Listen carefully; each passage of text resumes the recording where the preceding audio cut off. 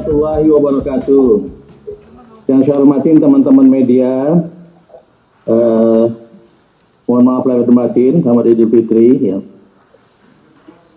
Saya laporkan bahwa pada tanggal 15 Mei yang lalu, seperti kita ketahui bersama, Bapak Presiden telah menyatakan tentang new normal tatanan baru ini. Maka semua bidang menyesuaikan dengan ini.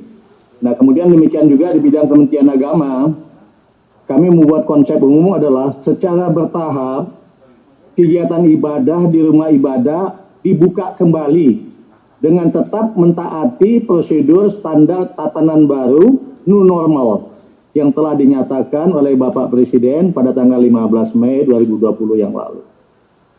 Manfaatnya apa? Kita tahu bersama. Satu, menjawab kerinduan kita semua, kerinduan umat kepada rumah ibadah. Sudah rindu sekali kita kepada rumah ibadah. Kedua, untuk meningkatkan perolehan pahala yang dilakukan umat dengan beribadah secara jamaah. Kita tahu sama, sholat jamaah itu kan pahalanya lebih tinggi daripada sholat orang. Mudah-mudahan dengan ini kita bisa meningkatkan ibadah kita lagi. Ketiga, menguatkan upaya spiritual di samping tetap mendaya dan menghasilgunakan upaya lahir. Kita tahu bahwa nggak mungkin kita hanya upaya lahir saja tanpa spiritual kita kuatkan. Nanti karena yang berwenang mencabut penyakit itu kan hanya Tuhan gitu ya. Keempat, memberikan reward kepada daerah yang telah berhasil menekan angka penularan COVID-19. Jadi yang sudah bisa berhasil memang kita harus kasih reward. Kelima, memberi ketenangan batin kepada seluruh rakyat Indonesia yang pada dasarnya sangat agamis. Jadi kalau kita udah ke rumah ibadah, ke masjid rasanya tenang gitu ya. Pelaksanaan memang banyak detailnya, tapi saya cuplik aja sedikit. Itu hanya boleh di rumah ibadah yang relatif aman dari COVID-19 dan direkomendasi oleh camat atau bupati wali kota sesuai level rumah ibadah tersebut. Kenapa kami katakan untuk di camat yang bisa rekomendasi? Karena kalau bupati atau gubernur terlalu jauh di atas, sehingga kadang-kadang mungkin ada tempat-tempat yang memang sebetulnya aman sama sekali, tapi oleh mereka mungkin bisa digeneralisasikan seolah-olah belum aman, karena memang secara provinsi mungkin belum aman, secara kabupaten belum aman. Sehingga kewenangan itu kami sarankan atau kami himbau untuk diambil oleh tingkat kecamatan saja. Jadi forum komunikasi pimpinan kecamatan yang mempelajari validitas dari yang diajukan oleh kepala-kepala desa. Dilihat kalau bisa, kemudian memang betul-betul tiada ancaman COVID-19-nya rendah, penularannya rendah, setelah ditinjau oke, camat mengeluarkan izin dengan sebelumnya konsultasi dulu kepada bupati.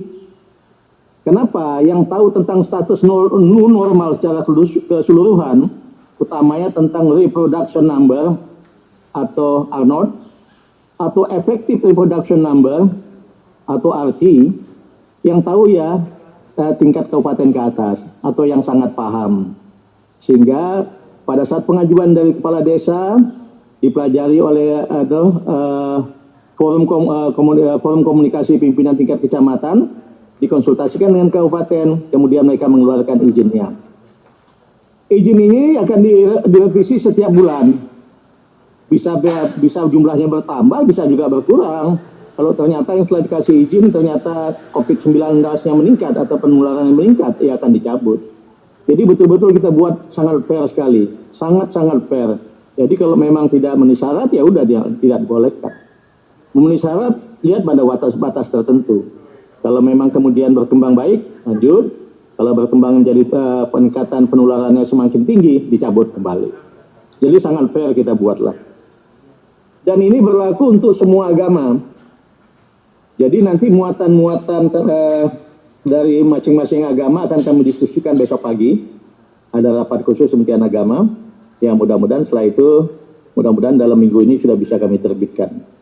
Tentu saja di dalamnya kami buat banyak poin-poin tentang protokol kesehatan. Kalau kami sebutkan terlalu banyak mungkin.